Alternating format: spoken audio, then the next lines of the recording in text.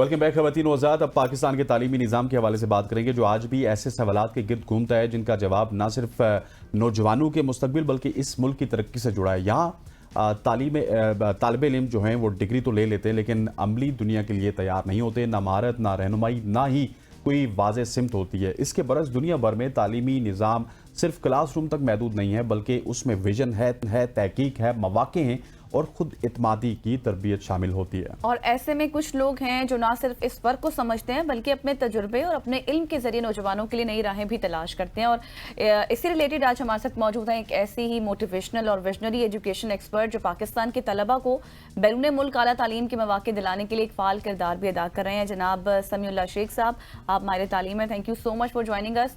समी साहब, सबसे पहले तो मुझे ये बताएं, फ़र्क तो हम सब जानते हैं, छोटा बच्चा भी जानता है कि क्या बाहर के तालीमी निज़ाम में और पाकिस्तान के निज़ाम में फ़र्क है। आपने बहुत प्रोजेक्ट्स पर काम किया, now you are currently working in Pakistan.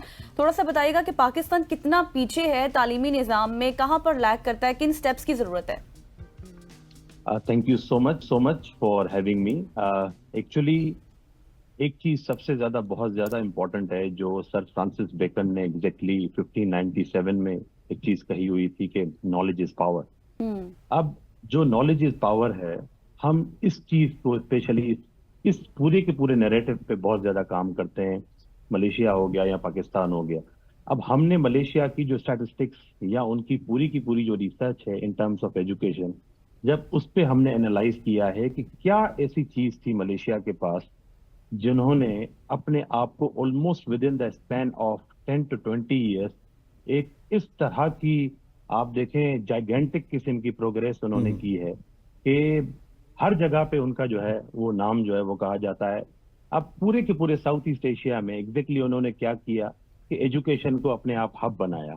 अब उन्होंने सबसे पहले अपने लोगों को एग्जैक्टली बाहर भेजा, वेस्टर्न कंट्रीज में, जहां से स्टूडेंट्स उनके पढ़ के आए।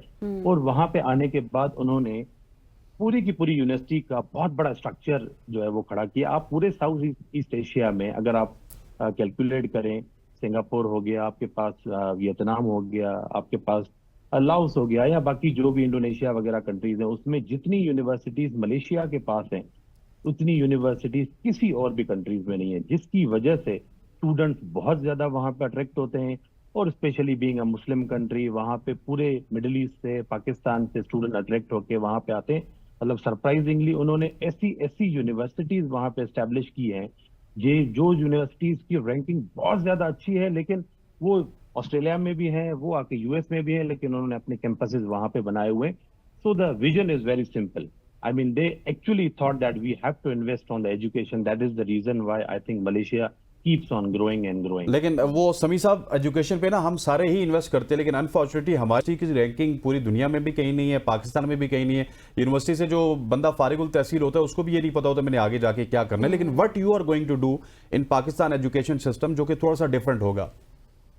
अब देखिए, इसमें ट्विस्ट यही है। आई थिंक हमारे पाकिस्तान में, yes, I would say that research is very very progressive. Research हमारी कंडक्ट हो रही है, लेकिन आई स्टिल बिलीव के जो यूनिवर्सिटीज जो क्यूएस रैंकिंग में बहुत अच्छी यूनिवर्सिटीज हैं, जिन यूनिवर्सिटीज ने बहुत ज्यादा दुनिया में एक रिमार्केबल किस्म के जो है प्रोफेसर्स या एक रिसर्च कंडक्ट किए हैं, I think we from Pakistan we will have to invest our resources in that aspect as well. हमें अपने स्टूडेंट्स को रिसर्च करने के लिए एक बाहर भेजना पड़ेगा। वहां से उन्होंने, दुनिया ने अपने आप को एजुकेशनली या एकेडमिकली किस तरीके से प्रोग्रेस किया है, उस एस्पेक्ट को उन्होंने एग्जैक्टली स्टडी करके उसके बाद, अब कुछ लोग कहते हैं कि ये ब्रेन ड्रेन है। आई वुड फील कि अगर कुछ भी स्टूडेंट्स को अगर गवर्नमेंट स्कॉलरशिप देती है या उनका एक अपने मुल्क के साथ पैशन वगैरह अभी तक है, वो बाहर जाएंगे, बाहर सीख के आएंगे, एक एक्सपर्टीज अपनी डेवलप करेंगे, उसके बाद जब वो पाकिस्तान आएंगे, you will see that there will be different and there is going to be a difference in the society as well. ठीक हो गया सभी साहब। मैं चाहता हूं कि आपसे मजीद भी डिस्कशन की जाए, लेकिन आपने जो डिफरेंस की बात की ना, तो इसके हवाले से हम एक दफ़ा फिर आपको ज़रूर तंग करेंगे। अभी हमारे पास थोड़ा सा वक्त कम है। Thank you so much for joining us. सभी हमारे साथ मौजूद थे जो कि डिफरेंस की बात कर रहे थे, और हमारे एजुकेशन सिस्टम में ये डिफरेंस होना चाहिए, और डेफिनेटली जब ये डिफरेंस होगा तो वो हमारी सोसाइटी में भी नजर आएगा और हमारे स्किल लेवल में भी नजर आएगा। ऐसा ही है, और समी इसके ऊपर काम भी कर रहे हैं। इस हवाले से भी हम उनको बहुत अप्रिशिएट करते हैं। आपने कहा दोबारा भी लेते रहेंगे उनसे, इन डिटेल सेगमेंट भी करेंगे, बातचीत करेंगे, लेकिन अभी यहाँ पर वक्त है एक ब्रेक का। वापस आएंगे, स्टे विद अस।